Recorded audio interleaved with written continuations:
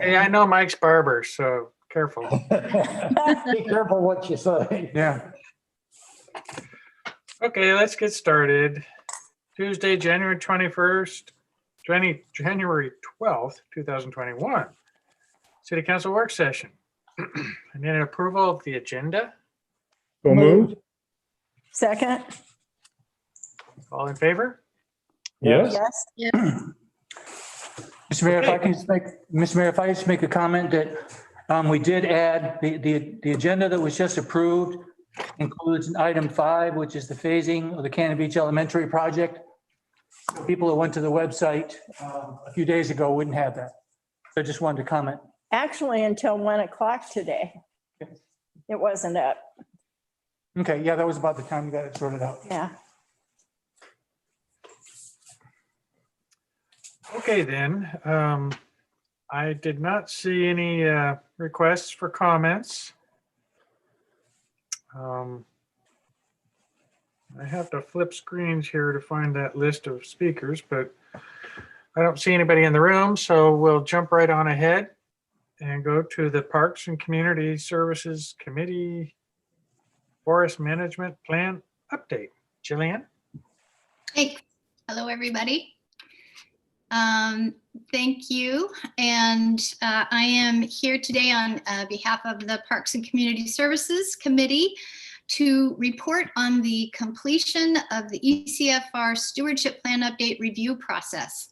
So I'd like to let you know where we are with that, talk briefly about some possible next steps, answer any questions that you have, and the materials in your packet include the stewardship plan update, an addendum that includes the recommendations from the committee. And there was a link in your packet also to a presentation that I'll reference as I'm going through. So first, as we come to the end of this, I just, once again, I'd like to thank city staff who've worked with the committee all the way through this process. Also Barry Sims and Trout Mountain Forestry, who created the plan update, and then to all the Parks Committee members who've worked on this throughout the last couple of years. So it's been a group effort all the way along. As you know, the 5-year stewardship plan update and review, it's part of the city's agreements with OWEB, and also is in the original ecfr plan as one of the requirements or that we need to do in managing the forest reserve. When I was last reporting to council, the Parks Committee was well into that review process, which we completed in the early part of last year. And then, of course, took a break for some time in the spring. And since the committee has reconvened in the summer, we've really been focused on these final few steps, producing a public presentation, which shifted from a in-person public presentation to a virtual version. And the link for that, again, is in your packet. I hope you had an opportunity to review that. And the goals of the public presentation are really several. First, to provide the public with an overview about the reserve and a little bit about its history, to highlight how the ecfr is different from other wilderness areas as part of a protected watershed system, to update the public on projects in the reserve over the past 5 years and a look ahead, and to give the opportunity for the public to comment and ask questions. So the city provided a dedicated email address just for comment on this presentation, and that was included in the presentation, was available. And the presentation was posted to the website on October 16th of 2020. It was featured on the city website homepage in the events section, or upcoming events, was also featured on the city's Facebook page and on the Parks Committee page. And that public comment period ran through November 27th. Then after the public comment period was over, the committee finalized recommendations, which again, you'll find in that addendum. And finally, today, I'm here to present that work to council to answer any questions and to bring that to you for your consideration. A couple of things just to note as we're looking ahead. We'll certainly be looking at projects that we'd like to consider for this next year and for the near term, and we'll be discussing that in our January meeting more, and we'll bring those proposed projects to staff in the next few weeks. We'll also continue to explore partnerships and available grants for some of the larger restoration projects that we'd like to be considering going forward. And then again, in the fairly near term, having finished this first review process, we'd really like to see how we can plan and help facilitate the process for future committee members so they don't have to kind of reinvent this as we were figuring it out the first time through, and they can build on the work from the first round. So that's really the overview of the status of where we are right now. I'd certainly be happy to answer any questions that you have regarding any of the materials or anything I've said. Well, Jolene, I just want to tell you that that presentation was beautiful. Even you were succinct in everything you said. It was really nicely done. So I just think, like you say, it'll serve to help future people on the Parks Commission. So thank you. Thank you. Appreciate that. I'm curious to know how many public comments you got. Did you get very many at all? We did not, and which was a little bit of a surprise. We felt that it was pretty forward facing. I don't know if the city, or, you know, I don't know how many people viewed it, but we did not receive comments, and we certainly would have included those if there'd been any specific. I think when I was listening to it, it said that 37 people had viewed it, which kind of surprised me. Great. I didn't know that was something that you could see there. So it's good. Yeah. I will have to be honest and say I totally missed it myself. So both the YouTube link and the fact that there was public comment phase. So that's not any problem of yours. It's just this endemic problem that we have in community trying to get people to pay attention. Even I didn't catch it. So I will look at the YouTube and I'll let you know. Can't do it right now, obviously. I got too many gizmos going on. Sure, understand. Thank you. Yeah, and if there's any follow-up or anything, please let me know, and I'm happy to do my best to. I did have one question though that I derived from the documentation that was in the packet. The very end of, I think it's the first document. It says, finally, in the area of public use and recreation, city staff has identified a need for new policies on the following areas: trail maintenance, trail use, and fire closure. Have we firmed those up? Is that part of the presentation? It is addressed in the presentation, yes, and also in our recommendations. And I think that was one of the areas that we really spent a lot of time discussing, because since 2013, a significant change, and it's reflected in the plan update, is an increased awareness and concern about fire danger in the reserve. It was not included in the original plan, but something we really wanted to address. So I think, there may have been references or consideration of public access and trails in the original plan. In this 5-year update, I think it really reflects this awareness of wildfire really being primarily connected to human activity. And as this is a protected watershed area and remote, we really brought that to the front of our thinking about public access. We do have limited access, but in the reserve, but that, that's certainly not always the case in watersheds. And we felt that making that distinction was really important. And then there's a considerable section in there about the fire risk assessment, and then also addressed in the committee's recommendations related to that. And yes, the presentation also speaks to that bit. So if there's more I can provide here, I'm really happy to. And if there are questions following seeing the presentation, then I'm happy to do that too. Yeah, I'll let you know that. My only thing is that I've talked to Rick a couple times, and he's quite concerned about access for the firefighters when a fire does happen, not prevention, but how to get there after the fact. And that's a legitimate concern that I think we need to pay attention to. Yeah, I think it really speaks to this kind of certainly understand that.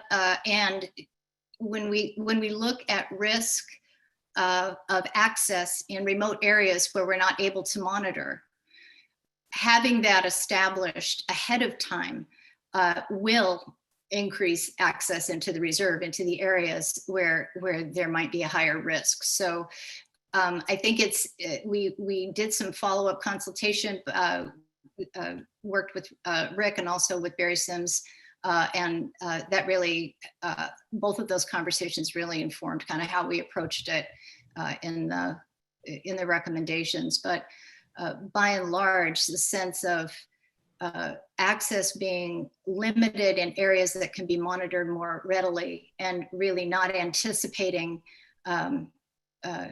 projects that would bring more people into the more remote areas, because that's just much more difficult to manage. Yeah. Question I have probably for Karen, looking at the estimated cost to make these improvements, are those going to be proposed for the budget for the next year? Okay. Can you give us a little idea about your plan for the beavers? A plan specific to what's been proposed here? Well, just when is it going to happen?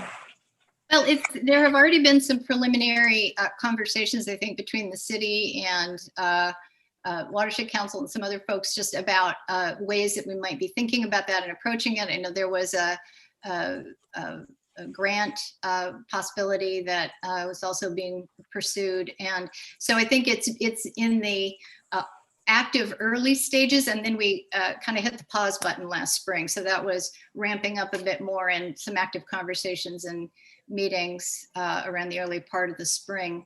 But I think that's also likely going to be a longer term project, though I don't know if there have been further conversations since I was aware from the spring on that. But I think it's going to take some partnerships and really understanding. So, it's a wonderful thing to pursue, I think, because beaver are a great, in the presentation, we refer to them as a keystone species. They just improve habitat in all kinds of ways. And I think the awareness of that is really growing. But it's also, it's complicated with habitat and forage and the balance of everything in the ecosystem. So we want to proceed in an informed kind of a way and understand how our partnerships and can support that with people who are expert in that area. Okay, thank you.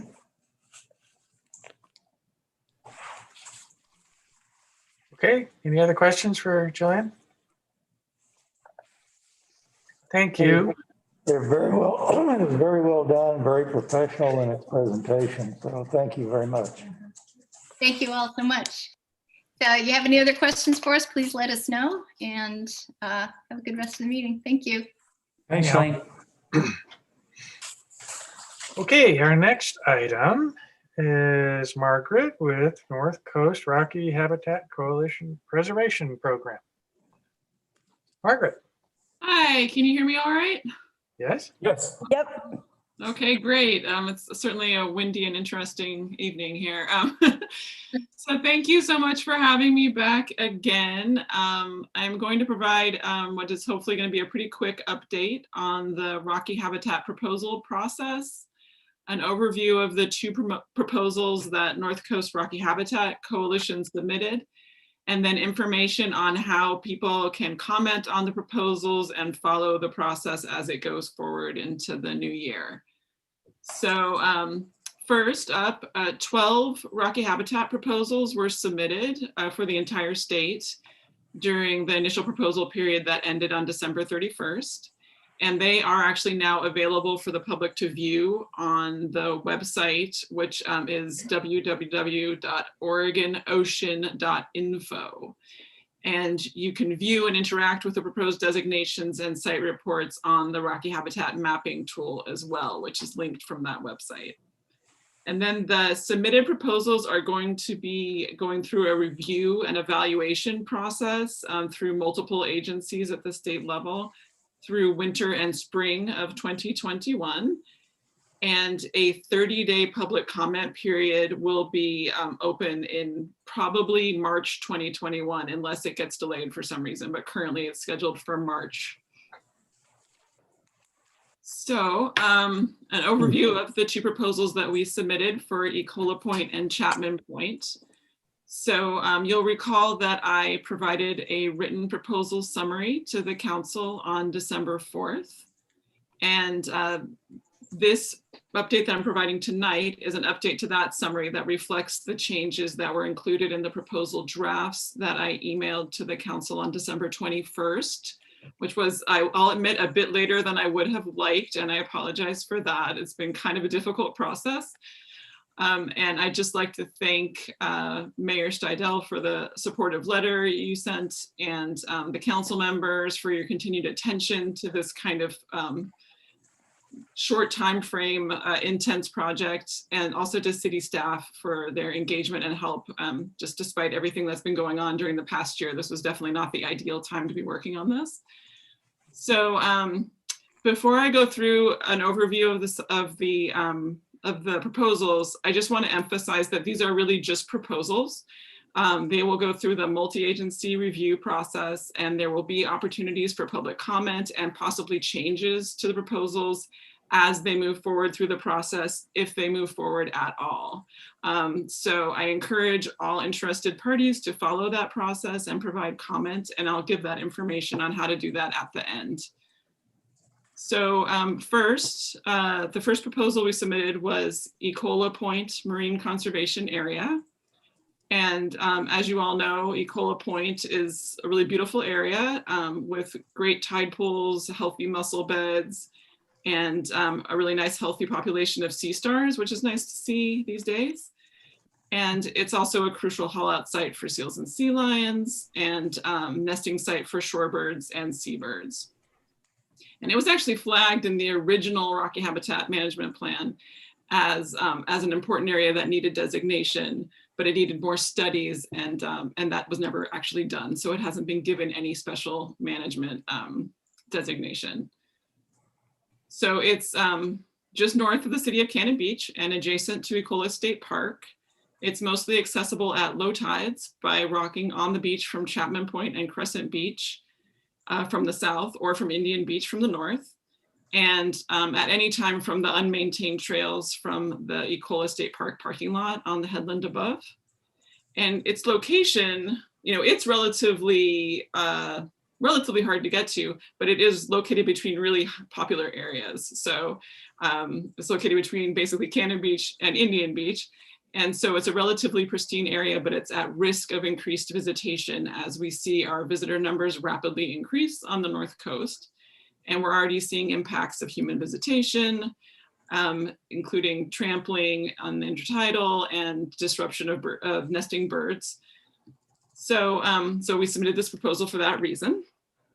The proposed site area totals 159.3 acres, mostly in ocean, and it touches 3.5 miles of shoreline.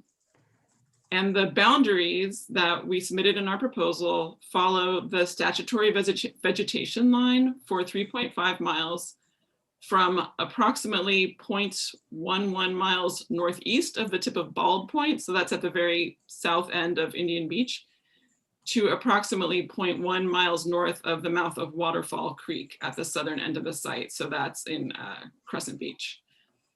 And then they extend from there out into the ocean, and then they follow out in the ocean. The boundary follows a pretty irregularly shaped polygon that roughly follows the rocky bottom of the ocean there. So originally we had more of a square out into the ocean, but after discussing the boundaries with members of the Oregon Dungeness Crab Commission, we found out that crabbing actually occurs right along kind of the edge of those rocky areas. So we changed the boundaries to not include those areas where the crabbing occurs. And if you want to see a map, I could always provide that, and it's also available on that website I mentioned. So the proposed new regulations fall into a couple different categories. The first one is harvest rules. So for fish harvest, there would be no change to the current status quo. For invertebrate harvest, there would be no commercial harvest, and for recreational, there would be no harvest except for single mussels for bait, which is like at Haystack Rock. For algae harvest, there would be no harvest. And then for scientific research harvest, you would just need a permit, which is the current situation. The second set of proposed new regulations are rules for other human activities. So dogs would be required to be on leash within the beach areas and prohibited on any rocky habitat. Possession and use of fireworks would be prohibited. It actually already is, so this is just kind of a reiteration of that. There would be no climbing on intertidal areas and no climbing through the intertidal zone. No disturbance, harassment, or trampling of wildlife. And then operation of drones would be prohibited within 2,000 feet of the offshore islands. Airplanes also would be prohibited from coming within 2,000 feet. Recreational boats would be prohibited from coming within 500 feet, and kite flying would be prohibited. So those are all very similar to what goes on at Haystack Rock. And then we also are proposing a policy that the trails from the large parking lot at Ecola Point down to the tide pools remain closed and unmaintained. So it would just be sort of codifying the current situation. So second, we submitted a proposal for the Chapman Point Marine Conservation Area. So this is located at the northern end of the city of Cannon Beach, as you all well know. And it is an important area for nesting seabirds, and it also includes it's contiguous with our area that is such an important and highly visited area. And it has very good biodiversity, nice tide pools, but it is seeing a lot more visitation. So tourism traffic has really gone up. We've heard that from a lot of longtime residents and visitors. And we're seeing human-caused disturbances, including disrupting bird nests, climbing on the rocks, drone use, trampling through tide pools, a lot of mussel harvesting during the summer, fireworks, and dogs chasing chicks before they're able to fly. So this proposed site is much smaller. It's 42.6 acres and touches 0.8 miles of shoreline. And the boundaries go from approximately 0.11 miles north of the tip of Chapman Point to approximately 0.12 miles south of the tip of Chapman Point, and then extend from the statutory vegetation line out approximately 0.23 miles west into the ocean. And the southern boundary lines up with the West 7th Street beach access. And proposed new regulations for this site are actually the same as the ones I just described at Ecola Point, except that harvesting of 25 mussels per day per permit would be allowed. And we are proposing a volunteer on-site education program focused on positive outreach during summer low tides. So just on those busiest days when the intertidal is most accessible. And then we have some other non-regulatory management measures that we propose for both sites. And some of these are already in already in effect. So wildlife monitoring, such as black oyster catcher monitoring, which is currently going on, and then possibly adding sea star surveys. Beach monitoring is done by Coast Watch currently, and then possibly harvest monitoring, rather than actually like intercepting any individual harvesters. It would be more tracking the impacts over time by doing comparisons over time of certain areas. So we did receive quite a few letters of support, including from Friends of Haystack Rock, from North Coast Land Conservancy, from the North Coast Watershed Association, Coastal Council, the Angora Hiking Club, Northwest Guides and Anglers Association. We received 14 letters of support from businesses, and 22 letters and emails of support from individuals, and 35 individuals signed on to the resident sign-on letter. So these proposals, that was just a quick overview. These proposals are each about 30 pages, and then they also have about 16 attachments. So they can be downloaded and reviewed in their entirety from that oreganocean.info website. And if anyone is checking that out and has trouble with the website, the contact person for that is Michael Moses at the Department of Land Conservation and Development. And he can be contacted at michael.moses@state.or.us. And he's also the contact for the proposal process moving forward. So as I said, the submitted proposals will be undergoing a review and evaluation process over the next 6 months or so. And a 30-day public comment period for the Rocky Habitat proposals is scheduled for March 2021. And you can actually sign up to get information about submitting public comments and to be kept updated. So you get email updates on the process at that same website, oreganocean.info. And if anyone's looking for details on that, they can feel free to send me an email at northcoastrockyhabitat@gmail.com, and I can just send you all that information so you have it handy. So thank you so much for giving me a little time to update you all on this. And I would be happy to talk about any questions or concerns at this time. One thing that struck me was you mentioned that the trail down from Ecola State Park down to Crescent Beach was recommended to be closed, correct? Not the one down to Crescent Beach, no. The ones that come, you know, when you're at the parking lot and you're kind of right at the edge of the headland there. So the main parking lot at Ecola State Park, there used to be trails that go down there that were maintained. So not the one from Crescent Beach. We wouldn't want to close that, no. Okay, that's all I need to know. Okay, great. And I'll make sure that they know that when they're going through the review process, because I wouldn't want any confusion on that. Yeah. I'm curious as to how these new regulations would be monitored. You mentioned Coast Watch, but I don't know, you know, we have the Friends of Haystack, or we have the Haystack Rock people, but they're so busy at Haystack Rock monitoring that I wonder if there would be, you know, an additional volunteer group that would do that, or how that would work. Yeah, I mean, that would definitely need to be figured out, and that's been kind of constantly on our minds as we were developing the proposal, as I bet you can imagine. There would need to be a separate volunteer group, and actually there are several statewide organizations that are looking at possibly creating a statewide effort at specific sites, just to coordinate and provide resources to volunteer groups. So that would be super helpful. And one of those is the Oregon Shores Conservation Coalition that actually runs Coast Watch. So that's a possibility. So if the designation is approved, we would definitely work with a variety of different nonprofit partners and possibly Oregon Coast Visitors Association to get some funding to support a volunteer group so that we would have some materials and a training program so it would be appealing to people. But it's definitely a concern, yeah. Yeah.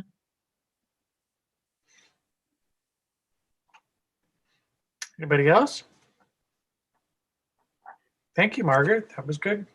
Well, thank you so much for having me. I hope everyone takes care in this stormy time. Yeah, keep us up to date. And again, Oregon Ocean Info. It's a little bit of a weird website. It's oreganocean.info. So instead of .com, it's .info. Get the dot right. Okay.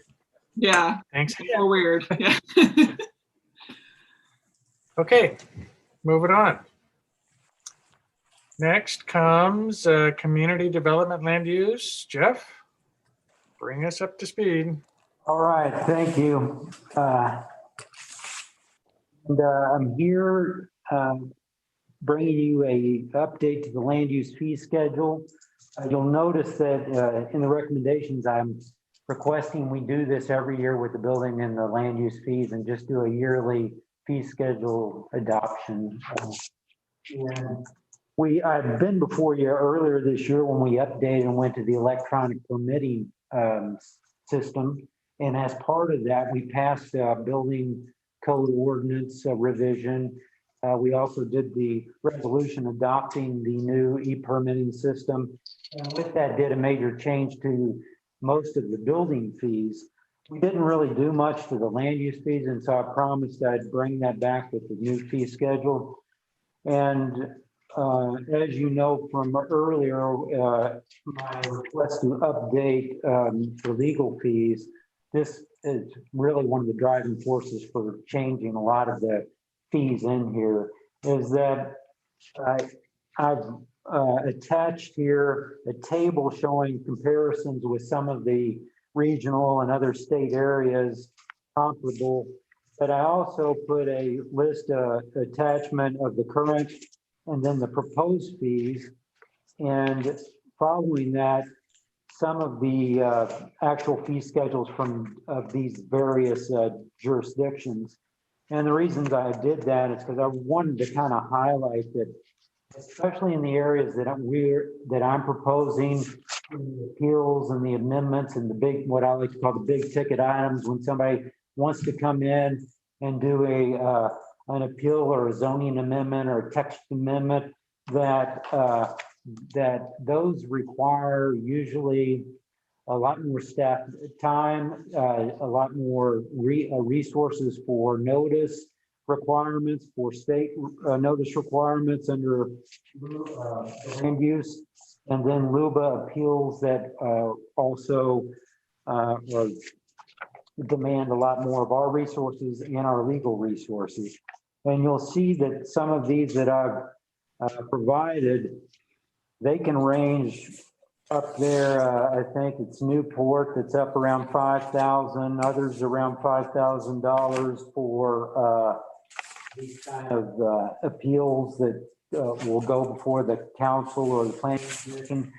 And so this is I think it's a growing trend across land use across the nation. Last place I worked, we did the same thing where we saw appeals and amendments going up. You want to keep a balance in this. You don't want to make it prohibitive where you do not allow appeals or amendments to the ordinances, but you want to keep it cost comparison to what you're actually spending your time and your resources as a city on.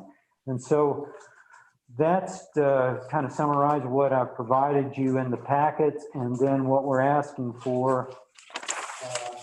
Like I said, what I've mainly, if you look, compare what we've got it currently and what we're looking to do with this proposal, the main jumps are in that the appeals and the amendment sections.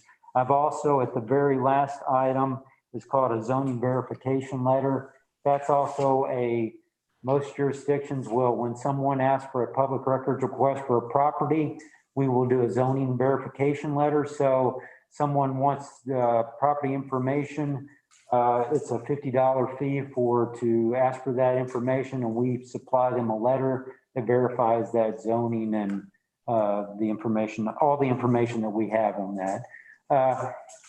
As I pointed out, I think for that mapping fund presentation I did for you, we're also going to make it much more user-friendly and easy for people to access their information online. And we'll put out step-by-step instructions on how people can research their own properties. So a lot of the calls, I think a majority that we get are on land use questions from property owners or people kind of prospecting on what they want to do development-wise in the community.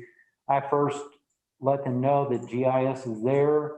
GIS has a lot of information, try to walk them at least through that to how to access and get that. And so not only do we want to have that available, we want to have some kind of user guide so people can pull that up and refer people to that and get that done. Even a YouTube kind of, showing people how to do that. So that's our goal in the coming year. And these land use fees, I think in many aspects are catching up in some areas. We're just kind of catching up to the region and the state. Others, we're trying to stay on par. And, we didn't go the full step of saying, hey, we're going to increase it all the way to $5,000 for a appeal, because I just don't think that's necessary at this time. Any questions or concerns? I'd like to see the short-term rental fee be higher than just $75 or $106 for the inspection. I mean, Seaside raised their fee considerably, and I'm not sure we need to go that high. But I think with all of the consternation that we have over short-term rentals, that it deserves to be a higher fee. Thank you, Nancy. Yeah, and I can, if there's certain ones you guys are really concerned with, when I bring back for the council's decision, I'll put some information on those particular items for you. Reach out. Okay. Yeah, and to follow up on Nancy's point, when I think about how much time we spend here and how much time we spend at staff trying to sort out issues with short-term rentals, I can see that fee being higher, because this is like almost a fee that it's the only time we're ever going to look at this and we'll be done. We won't have to touch it again. That's not the case at all. Yeah. I have another question. This is actually more for Bruce. Does the city council have a mechanism to give someone relief if they request some relief on a fee? I'd have to ask Jeff, because he deals with it more. Not that I know of. I know, like for utilities and things like that, there's certain provisions in their ordinances. Nothing that I know of, Sam, in ours. Okay. Might be something we should consider adding when we go through the code review, just because I agree that some of these fees definitely need to fulfill the work that goes into them. But there's always that slight chance that there's somebody who has been has a grievance and really needs an appeal, but they can't afford it. So yeah, I can look into language. I can see if other jurisdictions have something. yeah, do some research on that. Thank you.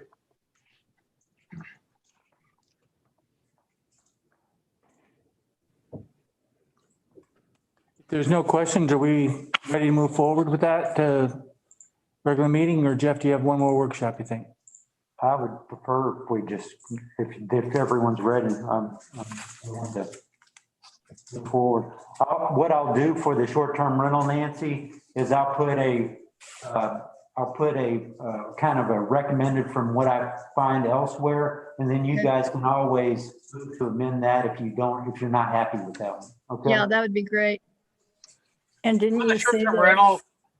rental, this is different than just the standard permit fee. This is for Review and inspection. Yeah. review and inspection. Okay. And you said, Jeff, that there might be other places that you felt that we should consider as well? I think not in this version, but I want to, like I said, do this yearly.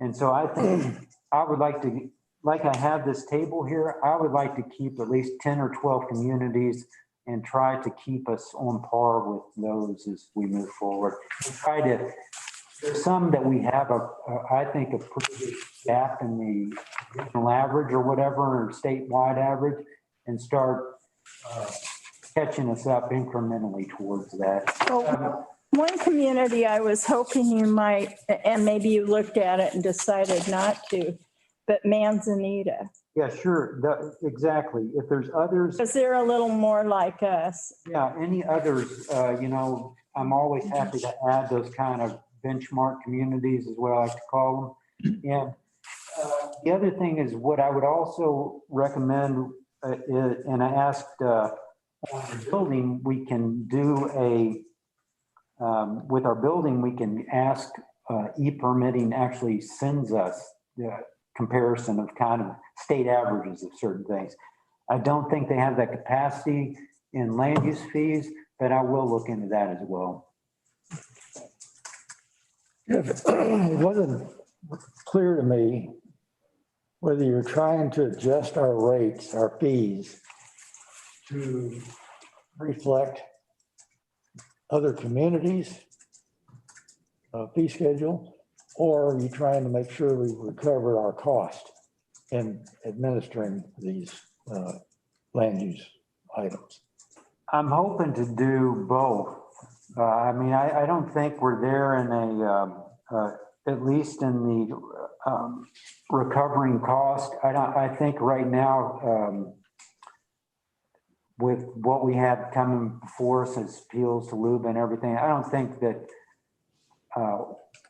there's only a couple communities out there that look to me and that I've spoken with planners about that really anticipate and feel that they can recover those costs through those fees in whole. But I do think that all those should be in some way set up that they do anticipate some recovery of those in kind of averaging out over the year. And Mike, I think the way that I look at it as this process has gone is that we are trying to recover our fees, but we're also comparing ourselves to others to make sure we don't go too far, that we're in the right ballpark.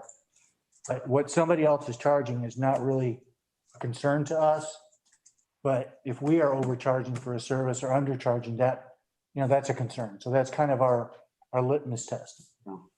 And to weigh that also, Mike, with what I said, that you also don't want to be prohibitive to where should be a right of somebody to actually appeal or to whatever. And, you know, to make that, as I think the mayor was saying, you know, you don't want to make it cost prohibitive that this person doesn't even feel they have that right anymore. So.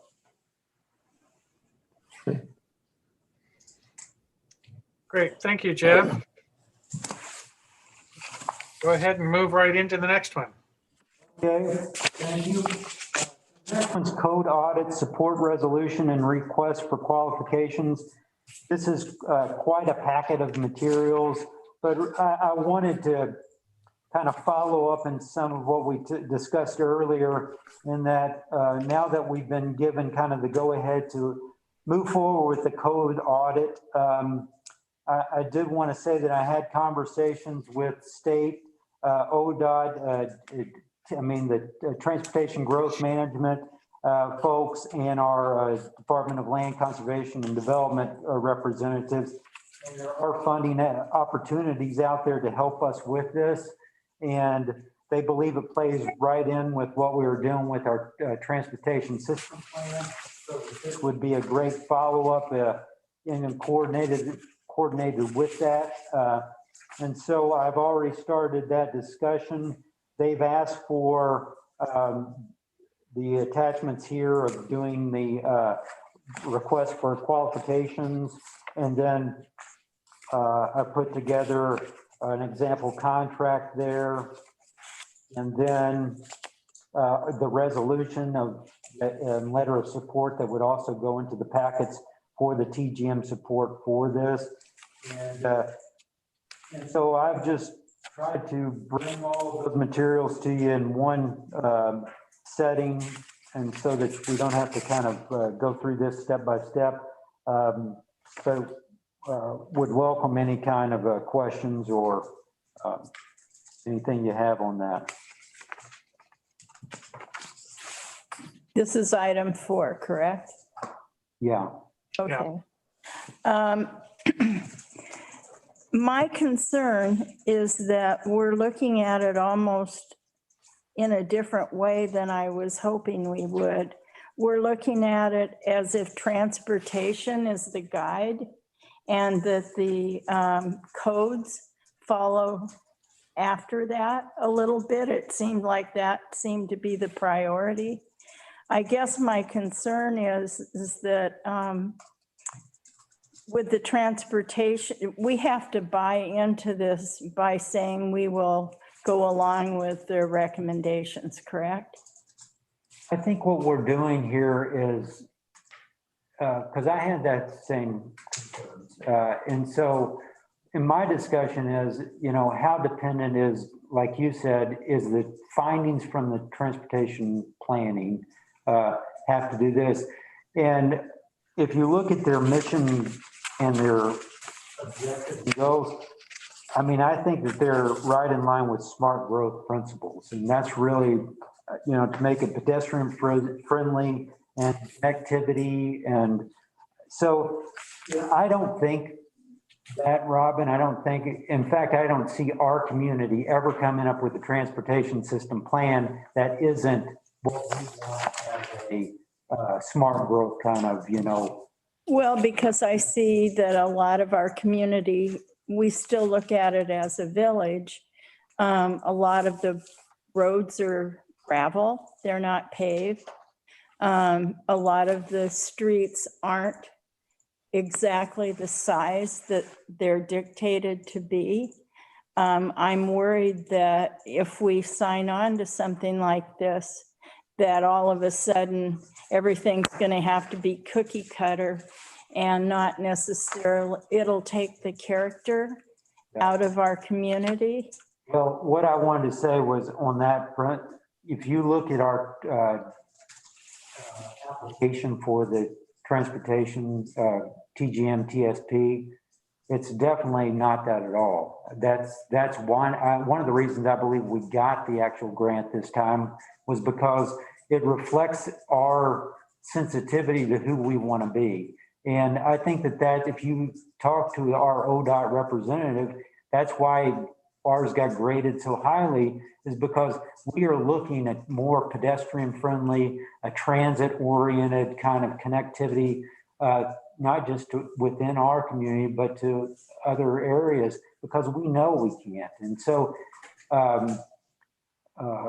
parking is, at the forefront also of that discussion, a part of that discussion. And so all of these things I think are key to planning together. And, I would like to say that transportation is not a driver of land use decisions, but it is to our community, even if it's the day trippers or, the second homeowners, everyone that even lives in this community has to deal with transportation. And I think that it needs to be part of whatever kind of planning that we do, but it does not drive what we do. Well, one of my concerns is I recall talking to Dan Grassick when he did the bike lanes in the S curves. And I said, wow, those don't feel quite large enough. And he said, they're not. They actually would not qualify as bike lanes. If we did bike lanes, we would have to widen the road, which we can't do. And so this is where I'm concerned. When we sign on to this, is it something where they're going to require us to do things to get grants? I mean, I think some of this isn't doable. Yeah, I don't think so. I mean, I know they can't do that. They can't force a local jurisdiction to, accept to institute a plan that is not in agreement with their comprehensive plan. And our comprehensive plan is exactly like you said, does not go by ODOT standard. Yeah. Well, you say they can't force us to do that, but they can waive the dollars. Mhm. And say, if you want these dollars, you're going to have to do that. And Jeff, what I would like to do is to kind of go through this again with you, because I hear what you're saying. I remember the initial discussion we had about the code audit was to make sure that our code supported the comp plan. And the transportation was kind of like over on the side. And so I don't want to lose sight of that as we go through. I think the transportation is going to be a part of everything. But I was hoping that the scope would be strictly to make sure that the code supports the comp plan, because I think those were some of the shortcomings that we identified when we, got approval on this. So maybe you and I could take another look on the applications and those things to make sure that we keep that in line. And so on that point, is there anything in this request for qualifications that does not speak to that? Jeff, I'm not ready to answer that right now. I don't. No, not you. I'm asking the city council if they've seen anything in this that I need to be aware of. Yeah. Well, one thing that concerns me a lot is that when they're talking about small communities, just as a start, they're talking about 2,500 to 20,000. That's a small community. I looked at our census reports, and in 2000, we had 1,598. 2010, we had 1,690. And in 2020, we had 1,790. So in 20 years, our population has increased by 200 people, which means about 10 people a year. And I just think that we need to be careful that we're not lumped into a larger group that has requirements with LCDC to do a lot of different building within envelopes, land envelopes. And I just, that's another concern I have. Valid concerns too. This seems to be going way beyond the scope that the council first discussed. And that was, we've run into some issues on definition and clear language in our code. That need clarification so we can avoid some of these issues. And longer term goal is to make sure that our codes reflect the character of the community based on its comprehensive plan. And that's what has been approved, and that's what I thought we were moving forward with, to go through our code. And we can look at what parts we're going to look at, and we need some help. We need manpower and some expertise in drafting perhaps, and say, here's our comprehensive plan. It says this part of the code seems to have gone way beyond that or doesn't address it properly. And I'm seeing this proposal saying, oh, there's some dollars out there. Let's use that expertise. There's nothing wrong with that. I think it on the street transportation study, I think it's been a great thing. And on the grant we got for the Warren Way, those are smart things to do. But I don't want to take this little community that doesn't even qualify as a small community by the standards of this transportation system plan. We don't even reach that level. And yet I feel there will be a lot of work, even if it's free, more or less. We should focus on larger communities. And they don't have a sense for our community. They may or may not have even looked at our comprehensive plan. We'll provide it, but there's a different mindset when you're from a larger community that you can't even comprehend. Well, what do you mean you build a road around a tree? Cut the damn thing down. We don't do that. So I'm just not,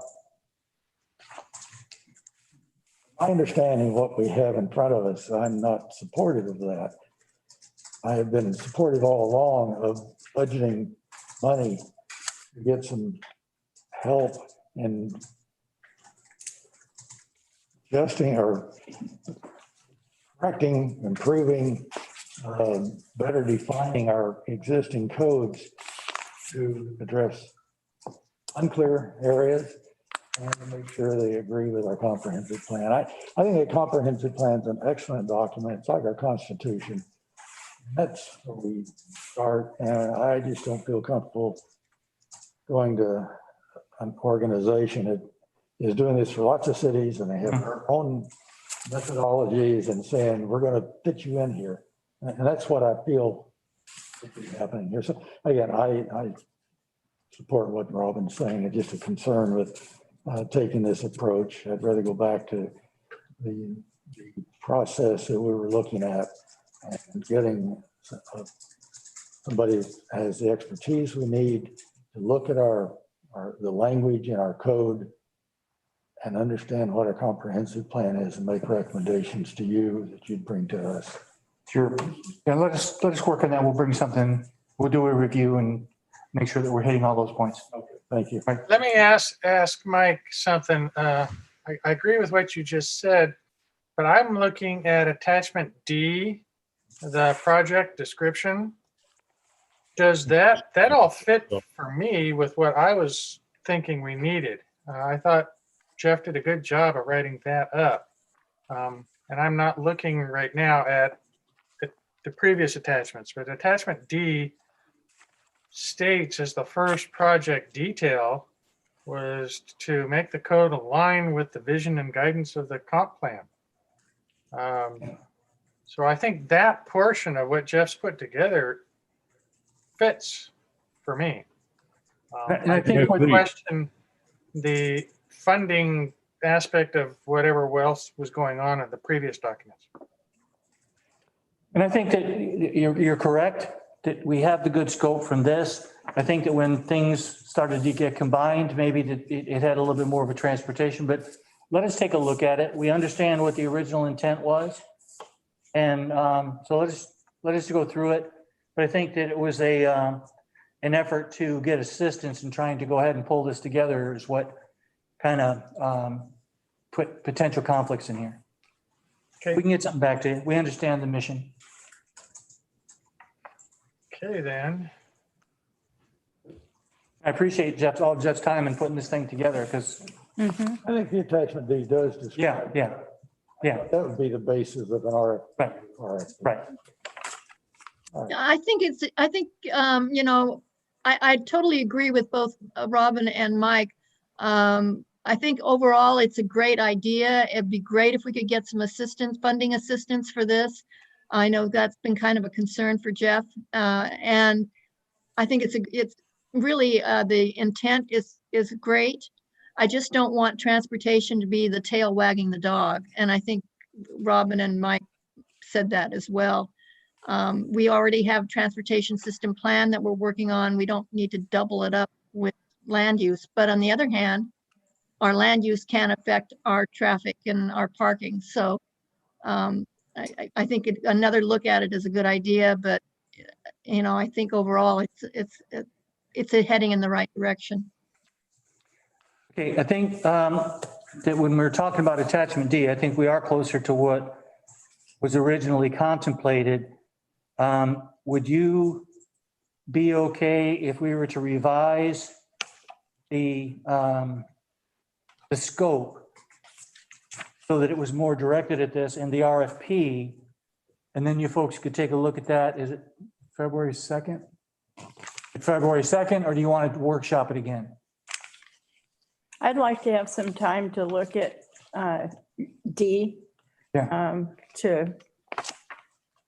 There were a few things I highlighted that I didn't agree with on it. So I guess I'd like to take a better look at it. Okay, let's workshop it again. So it'll be the 9th. Yeah. All right. Okay. All right. Thank you. Thank you for your comments. And Jeff, thanks for everything you've presented for us to consider. Any last concerns about that one? Okay, moving on. Item 5, I guess, is Bruce. Yes, sir. Thank you, Mr. Mayor. We acquired the property at Cannon Beach Elementary this year in July. We had no association or maintenance responsibilities prior to that time. We are finding that in our first year of ownership that there are more leaks than what we had thought in both buildings. And we come to the realization that there's really not too much we can do about this year. Brandon had asked about tarps, and we are having a conversation with the roofer, I think either Thursday or Friday, to talk about that. Other options, continue patching, that sort of thing. But what we want to focus on now is making sure we don't have the same conditions next year. And Rusty, would you bring up that?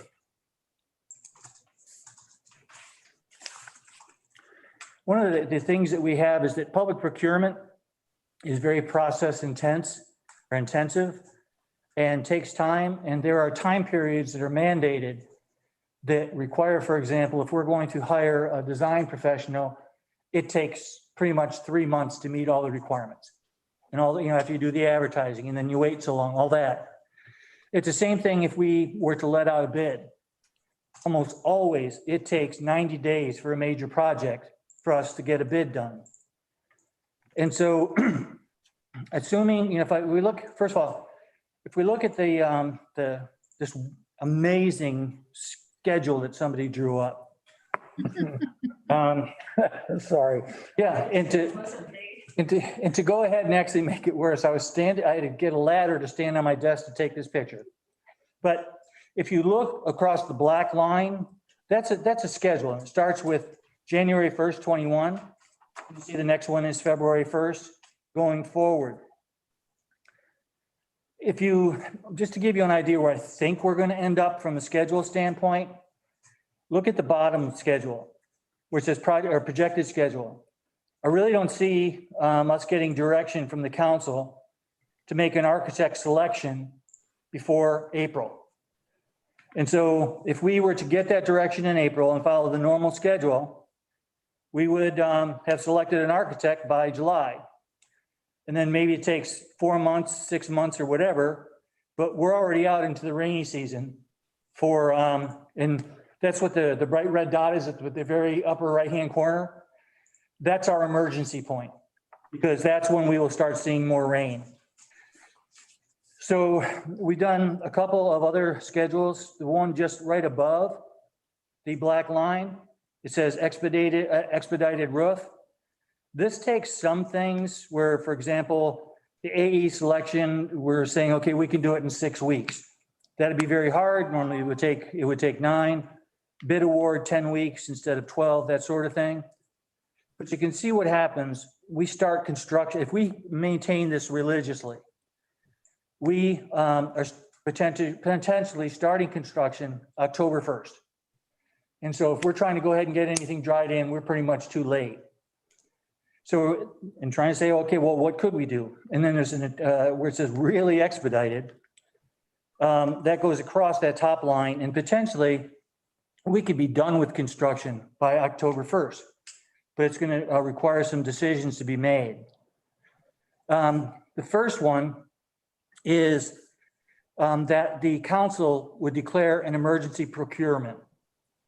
And what the emergency is that we cannot get the project done in time to avoid the rainy season next year. And that's why there's a bright red dot there. I've talked to Ashley. She's talked to some of the folks in contracting in her firm. And she says that is a good enough justification for the council to take the action to declare an emergency procurement. The next thing is council would need to approve the decision that we would split the project into 2 phases. Because if we go through the whole process and decide on what kind of floors we're going to have and all these other things, we cannot possibly make it by the rainy season. So if we can split this out so that it's a project that has maybe some resiliency, if it makes sense. For example, there's, and Karen, correct me if I'm wrong, but I think on the gym, the plywood, all the shingles have to come off. It doesn't have to come off at one time, but the plywood comes off and then 2 layers of plywood go on. So all those kind of things have to happen. And there's no reason to only do shingles if we're going to take the whole thing off to do the resiliency. So that's why we're talking about splitting the project. So we've got the resiliency roof part, so we can have the building dried in October. We'll still be doing design and some other things going during that time, but the building will be dried in. We don't have to wait for all the other decisions to be made before we start working on anything to do with the roofs. The third thing, it sounds like a crazy scheduling thing, but I've seen this in construction before. If you look at the top two schedules, there's a purple dot. That purple dot is the point we have to know if the classrooms are included for us to start a procurement process to hire an architect engineer. We have to tell them it's one roof or two roofs. And then we can get done, maybe beginning of March, middle of March, and then start design, but so that they will know what the scope is. We can't say we want you to design some roofs and then tell them what the roofs are later. So if we are going to make a potential of being done by October 1st and have an extremely expedited schedule, we need to know, because we're going to start the architect engineer selection process in the beginning of February. And we want to have it done by March 1st. We have to know about that. And so I know that that's not an easy decision to make. When you look at the information that Kelly and Rusty have been working on to pull together, people have really been focusing on the gym. And I think there's only maybe 4 to 6 comments about the classrooms. I think that might be because people don't know the classrooms are there or whatever. But right now, we think it would be hard for you to say classrooms would be included based on the input. So regardless, somehow, as we go through, we've got 4 more sessions, the 16th, the 20th, and the 23rd. As we go through, when you get to the 23rd, if we're going to make the schedule to drive this in, we're going to be asking you, are you including the classrooms or not? You don't have to tell us anything about how they're going to be used, just are they in or are they not? So those are the things that we need. I don't like to conduct business this way where it's an emergency, but what we have is a slow moving emergency. Everything is going to be fine until next rainy season, and we're either dried in or we're not.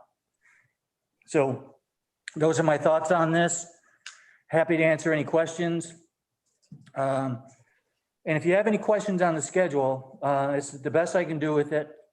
The conversation that I had with Ashley is that there's, in our code, we can be much more aggressive than this. We can name an architect. When we get out to the bidding, we can say, Karen will get the job. We don't want to do that. We will do it in a way that in the month that we're talking about to hire the architect and engineer, we'll have it out to several people. And then we will make a decision based on those qualifications. We're not doing or asking for all the latitude that is in the code. We're not going to go that far, and nor would we do it in the construction side. The bidding we can shorten up by working with certain contractors right from the beginning. So that's where we are, and happy to answer any questions. Bruce? Go ahead. Bruce, what is an emergency procurement? It means that you don't have to follow all, it would have to be a decision of the council directing staff that because of the emergency, that we don't have to follow all the state regulations. And we can actually, per our code, have quite a bit of latitude, but we're not asking for all that latitude. But we do want to get away from having to meet the state requirements. Because if we have to meet the state requirements, we will not be dried in next year. So what would the state requirement be that we wouldn't have to meet? Okay, if you look, at the bottom line where it says AE selection, Mhm. and compared to the top, I've got AE taking 1 month. If we follow all the state requirements, and that's advertising and everything else, it would take 3 months. And then whatever, because the bottom one talks about all the design elements instead of just the roofing and the resiliency, add whatever that time is. But if we start and you were to tell us, go ahead and start selecting an architect in February, we would not have an architect until May 1st. Then however long, maybe it takes 2 months. Maybe it's 3 months to do a design. Let's say 2 months, best case. We would be at July. Then if we said, okay, we're going to go out to bid and meet all the requirements, we would have the bids in October of this year. We wouldn't have a contractor. We would have the bids. Then we would go to the contractor, whoever it was, and say, okay, you got the bid. And so he's got to finish up the work that they've got. He or she is going to finish up the work that they've got and start procurement for our project and want to be done before rainy season. So we would be out really December before we would really be starting construction if we were to follow all those requirements. And So that doesn't even- basically you'd be reducing the publication and amount of time for bidding and so forth. The difference, I think, would be that we would notify the contractors that were capable of doing the work directly instead of posting something in a statewide journal. So we would get the people that are in our market. We would go to 3-4 architects that are capable of doing this kind of work and then solicit proposals from them based on our RFP without going through the whole, posting and all those other kind of things. So we would be getting competition. We would probably get the same amount of proposals, but we would be more selective and more direct in here, we want you to look at this. That's how we would be doing it. Okay. Let me ask a question about what you mentioned, what you said about the latitude that we have to do something when we want to expedite it. Yep. If we are looking at only the new roof projects, which includes some seismic aspect, especially in the gym, couldn't we just focus on that alone and hire an engineer and then bid for a contractor and then, set that up and really expedite just the new roof aspect of it? And then while we're beginning that process, we can then discuss what the other things would be and look for the architect that can do the other things.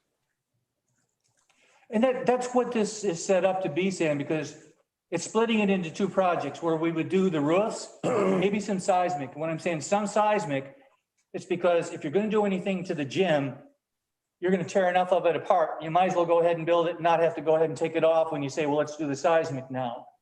Right, But I it's understand still- that. That's not what I'm it's still a asking. project. Yeah. I'm asking whether the selection process for the engineer of the roof, does that really need to be a selection process? Can't we just hire an engineer to tell us and go straight to ZCS guys because they know the project and just say, fix the roof?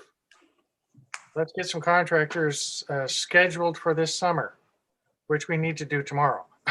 Yes, yeah, no, that's a good point, Sam. And what the requirement's going to be, and I don't know what the design will be, but if the design is less than 100,000, we have to notify you that we are going to be making a selection of somebody, that the contract is going to be less than 100,000, then we can go to one individual.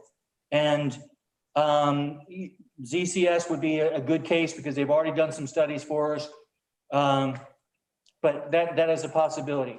It's also a possibility we can, when we get to we have a design that we can go to a roofer. we would be able to go ahead and do that. What I'm trying, and I'm happy to do that. I think that that's a smarter move for us as a business to make sure that, absolutely, we're going to get this done. So if we're going to do it that way and y'all are comfortable with that, we would do our best on it, or else we could go ahead and maybe contact 2 or 3 roofers. Because, and if they're interested, they'll go ahead and work up a price for us. And we would get like 3 of them at the same time. But if we could go straight to an architect, we would save 2 to 4 weeks. So almost a month. Yeah. I don't see the rush. I think what we need to do is, I like Brandon's idea, I didn't hear it, but of tarping it. I mean, if you've lived here for any length of time at all, you know that people do that in the winter time because you can't put a roof on until later when it's not raining. And we need to have time to hear what the public would like us to do with the project, not just say, this is an emergency, we need to do this to get it all done. Because to me, that isn't the process that we promised the public we would do. Let me step in here and clarify, hopefully, what I'm saying. The roof is the urgency, Right. not the design and the use of the building. That is, we've got time to figure that out. And we will make the time and the public awareness to figure that out. Right now, we need the roof to be done before the next year's rain starts in the fall. So in order to do that, you literally have to schedule your roofer now. So we have to get started on the engineering of what needs to be done to the roof, so that a roofer can bid on the roof, so that we can then decide on the roofer, so that they can then schedule in hopefully August or September, and we have it done in October. That's the scheduling that is quite urgent if we want to save these buildings. We then have time while this is happening to step back and say, okay, now we know what we want. We're going to have buildings that will work. Let's figure out how we want them to work. We can mess with the rooms. We could literally say, after we've heard all the public input, that we don't want the classrooms, and we can cancel that project. But we need to start the project now so that it gets done before this weather hits again in November. I think that, and understanding what Robin's point is, that one way or another, we're going to have to do these roofs. That's not really a choice. It's whether or not we get them done early. And if you look at the bottom schedule that's there, where it says projected schedule, you can see that, in my mind, we're all the way out to November, working with people as far as completing the design. So right now, I'm looking at least another 10 months of a design process. So that's what would allow us to finish all the other work that needs to be done. And if you notice, it says bidding, which would go out to February 1st, which is the green line across the bottom. And then you see I'm saying construction spring 2022. So all the other work would be going through a very public process, and which I would not expect to go ahead and start construction until next spring. But emergency procurement seems to be, I think we should follow the rules. I'm sorry. I just think that a roof can be dealt with without calling an emergency. it can be dealt with, but it can't be fixed in the time frame we have. We can't do a 3-month selection process, 3-month bidding process, and then start a construction process. That puts us out into the rainy season at that point. We would have blue tarps on that building for 1.5 years. Yeah, pretty much 2 years. I think another way to look at what Bruce has on They this, come in brown. if I may, on the schedule thing is, if you look at the top line and just call that the roof line, And then you look at the bottom line and call that the rest of the project. And you have both lines running at the same time. Yes. Wait a minute. Yeah, the design element in those first upper two lines are just the design necessary for the roof and the seismic work that would Yeah. be involved in the roof. This wouldn't even give us bathrooms. I mean, when we're talking about if we're going to do handicap restrooms or whatever it is that we're going to do, none of that would even be started until spring of 2022. Until we know what. It's only to dry in the building.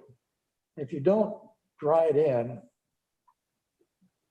you're gonna have greater costs, more rot, more damage to the floor, the walls, et cetera.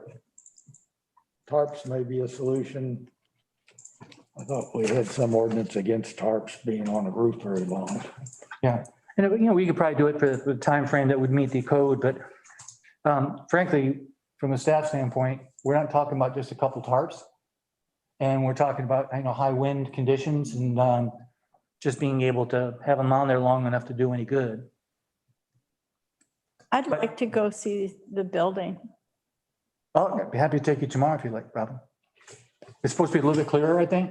I'll be happy to walk you through the whole thing. Okay. Yeah. I really think this is jumping the gun. So, And I can understand that. Bruce, when you're talking about the upper line there, when you say design, bidding, contractor, construction, all of that is just roof, right? That's nothing else. Correct.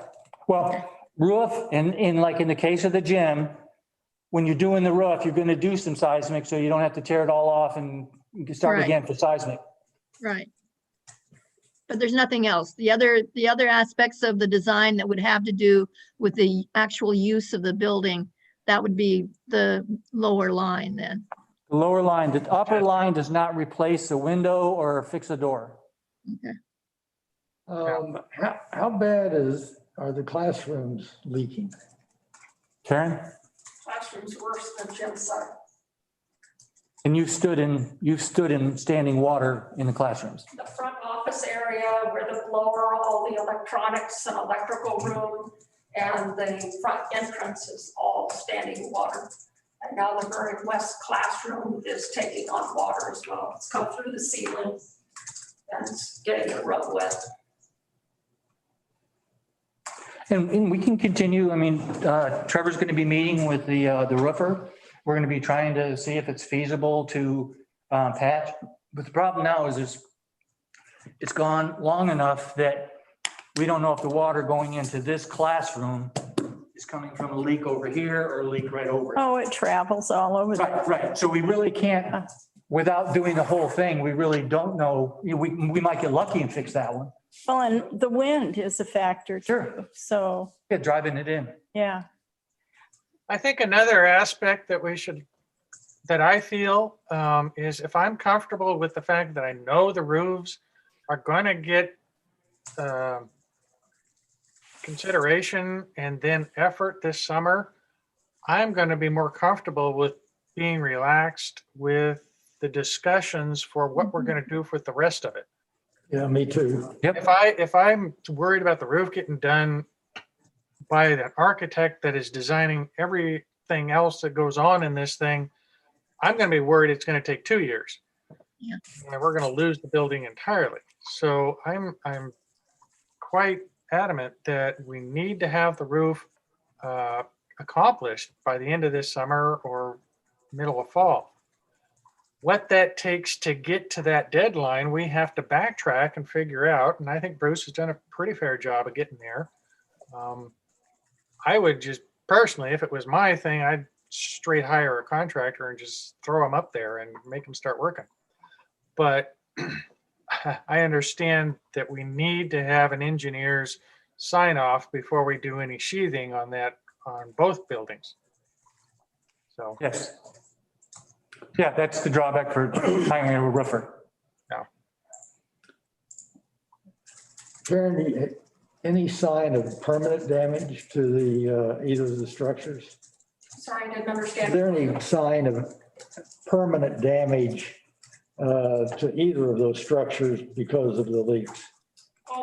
Till the roofer comes out and takes a look again at kind of what we're dealing with and when I talked to ZCS about it. The classroom side, of course, is taking quite a bit of damage. The gym side is not as bad at this point, but the gym side, you can't, we don't have an option to target the gym side.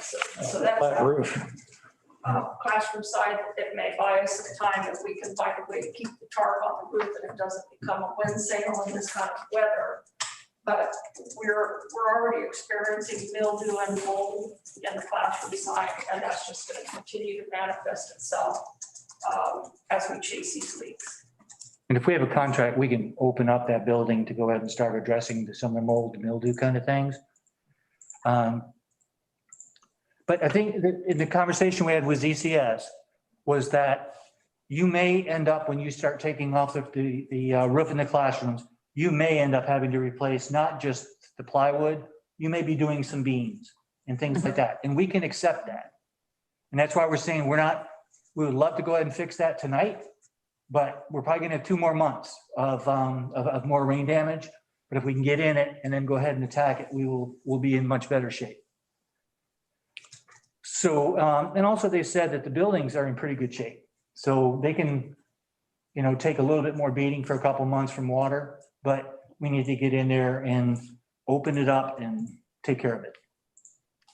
The one thing I noticed also is the worst part of the classroom building is that east wall that would need some work anyhow because we need to make that a firewall.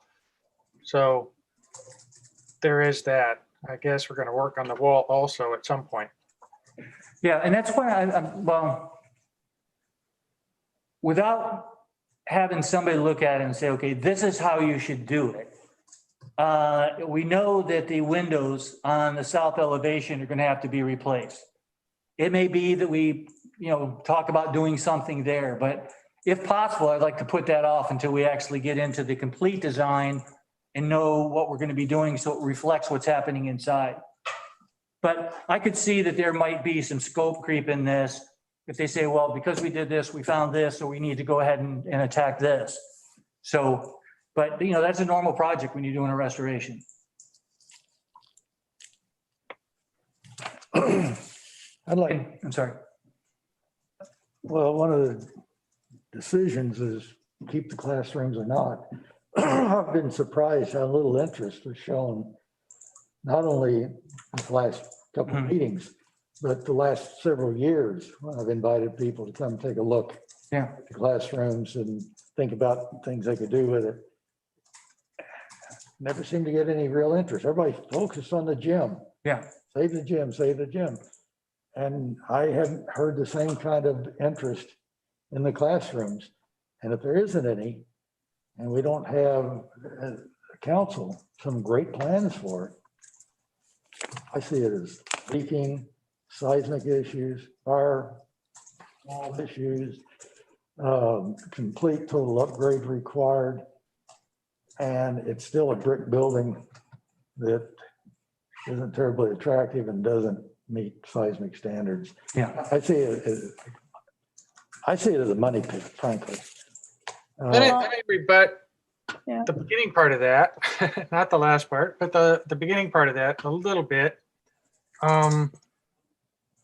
2 points that I was thinking. One was the questionnaire that we have is a really good questionnaire because it's asking about the events that people would like to have in the facility. It doesn't really clarify the building, which building or not building. I went through and made a list of the comments that were made, and almost half of them relate to some sort of class or classroom.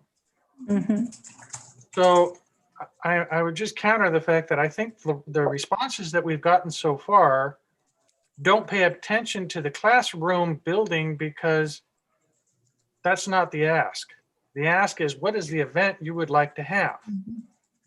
The other thing is that prior to really diving into purchasing the property, we had always assumed that classrooms were not as in good a shape as they are.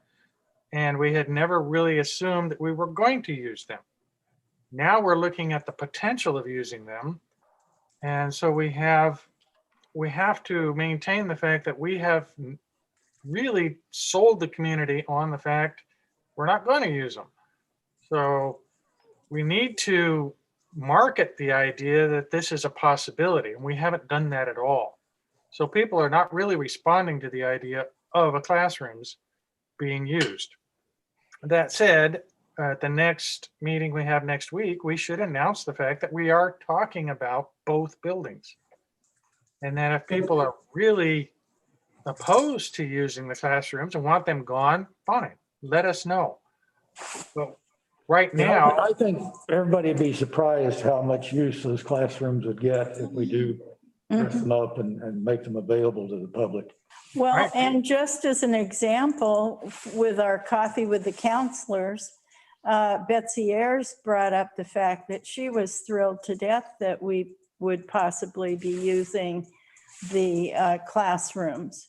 And Lolly, over time, has mentioned that too. I think a lot of environmental classes, people have suggested they'd like to have there. And then, of course, art and music. So that's been mentioned. I could name 10 people that have talked about the classrooms and what they think. yeah, What I'm About gonna try it. to do is before Saturday, put something on the website saying that, I will be there between 2 and 4 on Thursday or something to walk people through that just want to see it, because I have walked some people that have expressed interest. Every one of them is awed by the classrooms. All their potential, everything else. It's like, I had no idea this was here. So I'll just be working on, and anybody wants to join me, to try to walk people through before these sessions so they understand what some of the possibilities are. This place, I'm so psyched about this project. There's so many possibilities. There are. It's awesome. Bruce, are you going to put the music recording on the website? I will, yeah, Rusty, if I can get him to edit it a little bit, but that was just like a soundbite, because what we did is we started at one end and we found that the music going to the other side, let me see, we started at the south side, but going to the north and back caused confusion as far as what the people were hearing.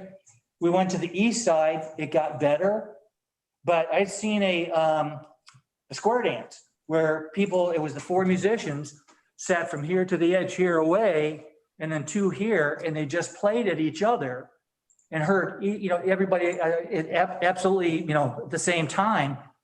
And so they did that. We put them in the circle at the outside, and then they just did an a cappella song. And it was amazing. I mean, I don't know if you've had a chance to listen to it. We can edit it. We can edit out I've sent it to you. So use headphones or put it on a good speaker, because it sounds like angels in there. Oh, But that was something where you go ahead and you put 4 people in a space smaller than this, with no instruments, no amplification, and it sounded great everywhere. I mean, that's the sweet spot, is right there in the middle for the acoustic. And what I remember, it also works if you put them in a shell in the corner. Yeah. It just sends it right at you. So that's going to be the fun part of figuring out this room. Again, with the classrooms, I've told people that have asked about, and this is only a couple, to consider the fact that literally with the 4 classrooms, we would be adding 4 spaces the size of the Chamber of Commerce meeting room. Yeah. So we're more than quadrupling our capability of just meetings. And Sam, you and I talked about building a kiln outside for the art group. Yeah.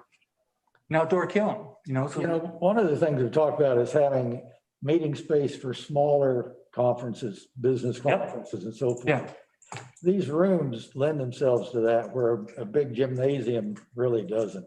Yeah. So I've always been a supporter of doing something with those classrooms. I've just been disappointed. Maybe Sam's got the right point. Maybe we haven't told enough people about it, but it's certainly, we bought it. I hate to think we just tear it down after paying for it. Yeah. Yeah. I think the potential is there. We just got to get people in it. We got to start talking about it. But everybody I've taken in says, wow, this is amazing. I had no idea this was here. And I firmly believe that we've got 3 more meetings for people to give us input. And then we're going to have some visioning to figure out what we want to do with this thing. And then we're going to get more input because they're either going to like what we say or what we don't, or not like what we say. And so this is going to slowly snowball into people knowing about what we're doing. Yeah. And I will do all I can to make myself available to meet with people out there so that that's the best sales pitch you can do is just, let them see it. Yeah. And I'm pretty sure I could talk, is it Thistle and Rose? Yeah. I could talk them, like if we were going to be there for an hour and a half to sit there in the middle and play for people going through to give them an idea. Put a tip jar out there for them. Yeah. No. Tip jars to go ahead and pay for the building. There you go. I had actually talked to Paul early December about recording some Christmas songs in there, Yep. just so we'd have it on this council or the chamber website, because we were going to do the lamp lighting thing, but we couldn't coordinate it in time. Yeah, but if we can, I'll talk to Rusty and Rusty can do anything. So we'll edit it. So Oh, lucky edit Rusty. it so that we can put that on the website just to say music in the gym. So What is the difference between expedited and really expedited? when it ends, it's about 2 months. In other words, just we get lucky and things move more smoothly and, okay. The really expedited is you folks giving us the emergency procurement authorization. Because then like when Sam was talking about, we'll get ZCS to go ahead and start that design so that we can, really push up where we start the bidding. Like right in this design, it starts about the middle of April. We could potentially be putting that out to bidders earlier than that. And then getting on their radar at the beginning of the construction season as opposed to the end. Yeah. Okay. So that's where the really expedited comes in. So what do you need from us now, Bruce? If you folks were to agree, right now, I think just an informal agreement that we can do it in a phase 1 and a phase 2, and we've talked about why. The declaration of an emergency procurement process, which I can have Ashley write up that you can act on in February. And then the quickest answer you can provide on whether to include the classrooms, because we can't do, it'd be very hard to do an well, if we don't have to do an RFP, you got more time. If we're going to go ahead and just hire ZCS, then we don't need to know until, another 4 weeks. Yeah. So that modifies everything there. And then with the declaration of the emergency procurement, I think that it makes sense that as much as we've done with ZCS and as pleased as we've been with them, we just hire ZCS to go ahead and do this work and then work on getting it bid out. So that would fall under the emergency procurement. And then again, we talked about at some point, we need to know classrooms, yes, classrooms, no. And I put it as far back after the January meetings as I could. But really, before we send anything out to anybody, we have to tell them that they're doing 1 or 2 buildings. So does that make sense, Nancy? To say, is it possible to say 2 buildings, but one building might have a 90-day notice or a 30-day notice of cancellation? Yes. Yeah. Okay. I would put that in the RFP. That gives us the opportunity to get 4 or 5 weeks of discussion and input so that we can really get a firm, reasonable decision on the classroom building. Right. The emergency procurement declaration changes everything, Sam. What we can do is hire them. They can start doing their research and everything now. And then we'll say, we'll let you know as soon as we can, but get started on the gym. Good. So that kind of changes everything. So yes, we could get a little bit of time for the classrooms, a little bit more leeway. Good. So do you need a consensus tonight on the emergency procurement? Or I don't know how the other counselors feel about it, but I mean, do you need that tonight? No, it would have to be at a voting meeting. So we would bring you something that would produce that result that you all could vote on February 2nd. But if it would be good to know if you have any other questions before you decide, or if you're totally uncomfortable with it, or, you know, I'll let you know on February 2nd. All those things can work.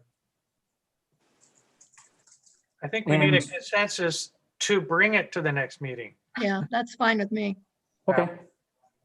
Emergency procurement will only be considered when a threat to public health, welfare, and safety exists. Under no circumstances will poor planning be considered an emergency. And this is not poor planning. I understand that, but is this public health, welfare, and safety concern?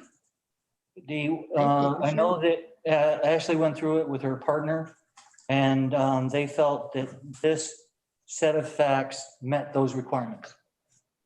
And definitely you're going to hear from Ashley at by February 2nd. Well, Yeah. I'd like to look at the building tomorrow, maybe at 10. Yeah, let me just check. I could do that because I don't want to say how I feel about it until I see that. Sure, that makes sense. I think the other part that Ashley might be looking at is the fact that rain damage is a public safety issue in a public Mhm. building. Yeah, public welfare. But a tarp can handle that. No, No, not that big a building, no. not the way It it's can raining during tonight. this weather. You can't do anything else but do that right now anyway. I know, but I'm talking about the rain for next winter, not this winter. Next winter. We want a roof on before next winter. And this is all about next winter. I can do 10 or whatever time you would like. Robin, 10? 10. Are you gonna meet at the school or you're at City Hall? Good We mean at question. school. Okay, School. school, Yeah. perfect. Anybody else want to join us? I might swing by just because I like the room. I want to see the Here's the- damage on the floor. I was hoping we would save that floor, but I don't know. Yeah, I was hoping so too. And that'll be part of when we hire somebody to come in and find out. We know that there's been water. We know that it's kind of sat there for a long time, but how is the adhesive? Yeah. Because the adhesion is good. We can probably do some fixes. But if it's not going to stay long, we don't want to do everything. And then, anyway, The problem is it's a natural cork floor, and when it gets wet, it swells. yeah. So I would love to see if there's any research we could do ahead of time to see if it could be replaced in sections or not. I don't know Yeah. if that is even available anymore. Yeah. And as we have questions like those, what we would like, let me see, that's a small question. And we kind of working a deal with ZCS because they have an architectural side and an engineering side where, they'll charge us, an hourly rate to do research for something like that. So we can get those kind of answers, Sam. And I bet if I asked John Costa Properties to do the same thing Possibly. for small know. stuff, Pardon? for small stuff. Yeah, yeah. Okay, I think that covered this topic. Any last questions, comments? Yeah, I do. Brandon? I'd just like to ask the council, I'm all for mitigating the damage and doing it as soon as possible. I fully realize that it's not practical to tarp the buildings unless you were speaking about doing something on a large commercial level. It is done. They're very, very large tarps. They're certainly unsightly. And if it were to stay there, for the length of time that it may have to be there if we didn't do the roof, there would be probably a lot of, well, negative feedback from the community. So given those choices, my question is, as a council, are we okay with putting brand new roofs on 1 to 2 structures and then being wed to the fact that those buildings have to stay exactly like they are for the most part? I'll respond just because my sense of the property and the value of, or the inability to expand the buildings at all, just says, yeah, the roof is the roof. We can rework what's underneath it, but the roof is the roof. That's my sense of it. I think the breezeway and the entry cover area, those two could be modified where the roof would change, I think, but that's part of that extended discussion and is not really part of this leak issue. So, Why isn't it? well, where the leaks are, as far as I'm seeing in the gym, they're up on that joint where the torch down meets the 3-tab. That's where all those leaks are coming from mostly. There's a couple through the roof things over on the north side that are causing some leaks also. The classroom is a flat roof, and it's got that parapet on the east side that's causing a lot of the issues. So that, Okay, but I guess my point is that are we going to do a roof over, if we choose to do the classrooms, over the whole thing, knowing that things like the breezeway may need to come down eventually? And are we comfortable having that work done to just undo it? Or would we just not roof those areas? I wouldn't roof those areas. The breezeway is totally separate. It needs to be totally restructured as far as I think. The entry section has some bad connections maybe with the gym, so that might have to be redone. Yeah. I don't know. That one is a little bit of an issue for me. I don't know quite how that structurally is put together up there. So We were not contemplating doing anything on the breezeway or the cover on the north side of the classrooms.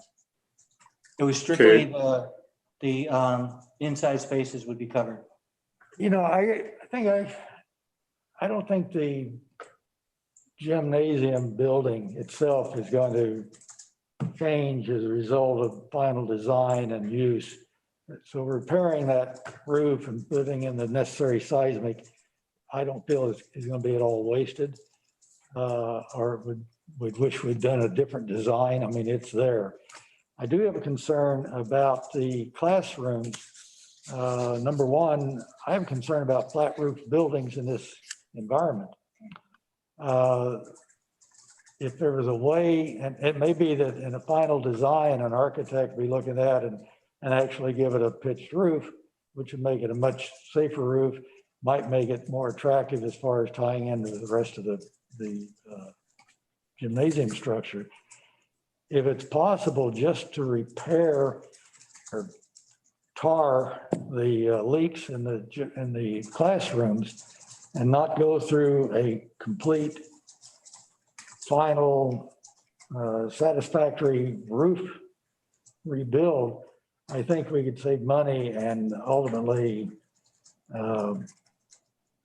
have the flexibility to make a better looking and better, more useful design on the classrooms.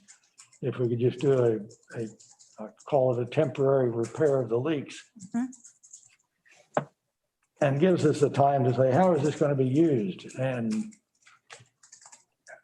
anyway, I don't feel comfortable putting a brand new roof on the classrooms with new membranes and still not knowing exactly what we're going to do with that east end.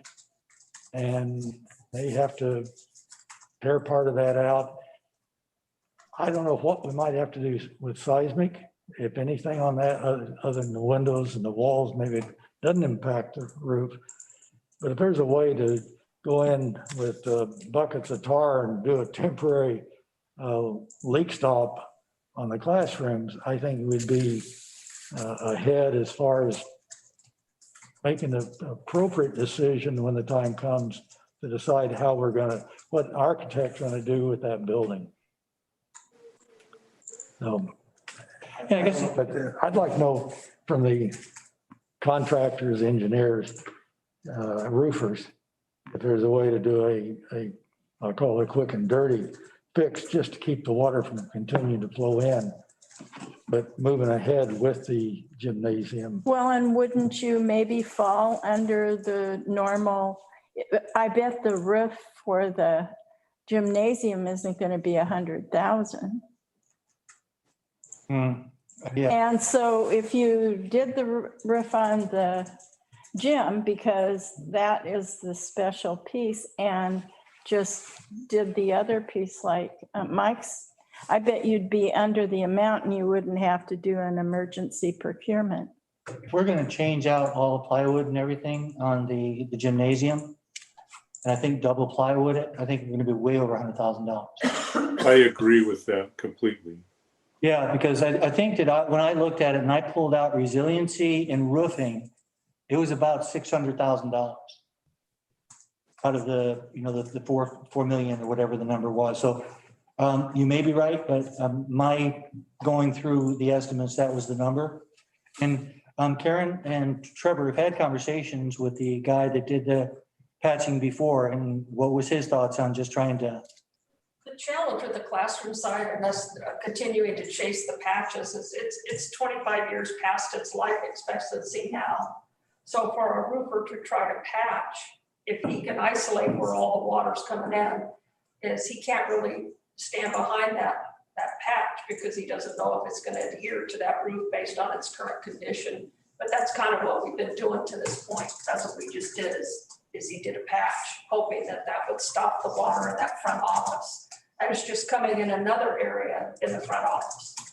And so, we could chase those. I mean, Mike brings up some good points. If you have a plan to redesign that roof for some reason. The other thing we haven't talked about is your classroom side is where your asbestos is. And, if the asbestos material is not disturbed, then that's great. You can put a floor over the top of it. You can do a lot of things. But if it's disturbed, like what's happened in the classroom where those tiles are coming down from the ceiling, now you've got added cost when they get ready to go in and do whatever you want them to do. You're have an asbestos issue to deal with and how they remove that and what you can do after that. That's why it might make sense to put some thought into what the future should be for the roof there. I mean, the more the water gets in there, the more it's going to disturb those materials that are asbestos on that side. I think in the gym side, we're in a much different situation. But like Sam says, you want to try to protect, but you can't because that is the special side. But all good points that you guys have brought up tonight. I think that one thing you need to consider, Mike, with what you're talking about is that if we move forward with the gym and not the classrooms, we couldn't get the class, if we decided that, it wasn't working, we couldn't get the classrooms done by October. They would not be, on that listing. Now, we can find out because we have a call tomorrow, I think, with the architect. And we can find out if it's possible to design a new roof system that would be pitched. I don't know if the walls are ready to take it, that kind of thing, but we could at least find out about it. But, and I think that, my thought is that when you go in there, you are like, wow, these are really cool spaces. They're a little bit less than 1,000 square feet.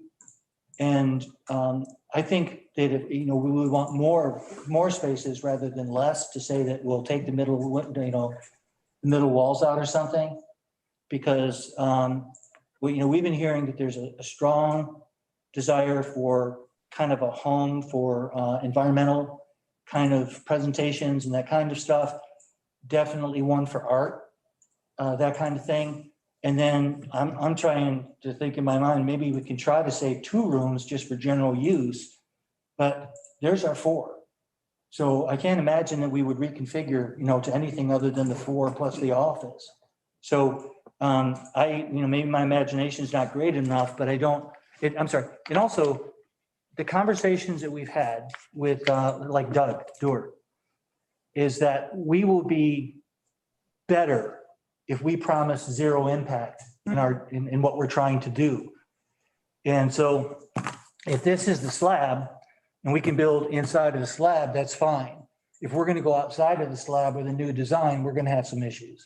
Oh, I think it'd be a big mistake to go Right. outside the footprint. Yeah. Right. So, to me, when I'm looking at the classrooms, I would totally redo the office, but the classrooms, put in handicap restrooms, there's some other issues. We're probably gonna have to move the door in order to be able to do that, but there's a lot of things that would come along with it.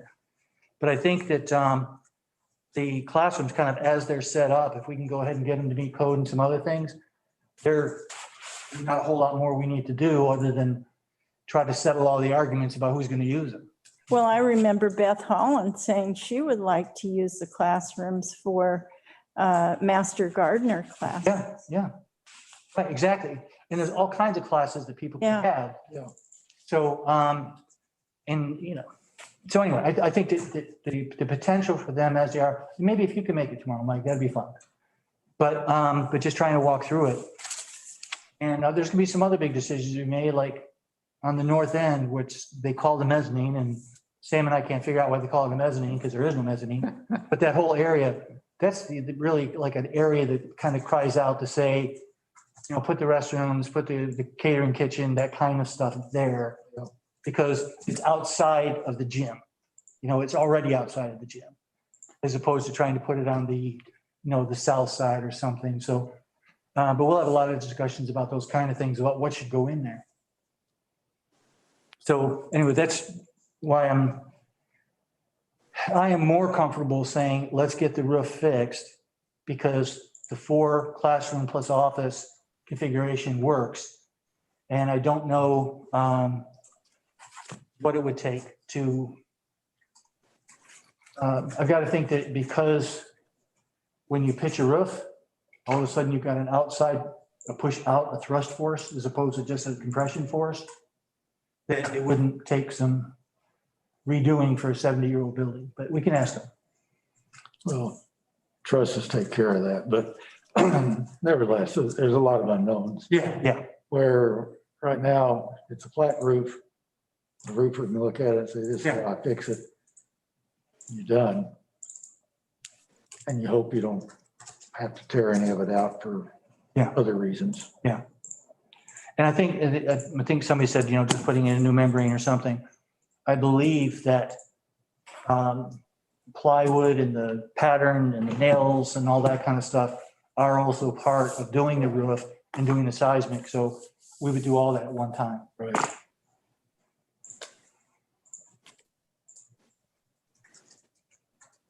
Okay. Shall we move on? Yeah, and to move on, we'll give Bill a call, but pretty much we'll be calling this meeting. Can I bring one thing up? Sure. Okay, when, over the last couple days with Trip Check, I've been noticing, I always look at the RV park to see about the water, but there's another camera that's at the relief pitcher, and it's faced north instead of south. And I thought maybe if, I don't know what abilities we have to make recommendations as a city on that, but if there was a way for the cameras to face south, then we could see oncoming traffic, which you would see in the north anyway, but you'd also see the water and what was happening there. So just a suggestion. Karen knows everybody at ODOT, so if you would check on that, Karen. Do you think that's doable? Sure as. Okay, Yeah, that makes sense. What they put on their electronic signs, you know, during the COVID, and they were pretty resistant to, but it doesn't hurt to ask. Yeah. okay. I'd be happy to. Yeah, because it seems like the water's really a big deal lately. Okay. Anything else for good of the order? Okay, let's adjourn. And what do you need? A couple minutes to reboot everything? Yeah, but everybody stay on. Well, Well, they got to go. I thought we had to, Oh, we had Three. an Maybe I'm wrong. I think you have to. Yeah, there'll be a, you Okay. should have gotten another email with another link. Yeah. Okay, so I will end this meeting and then, yeah, we'll have it set up and you guys can attach when you're ready. Okie dokie. right, thank you all. Guess I was about an hour behind on that one because. All right, thank you.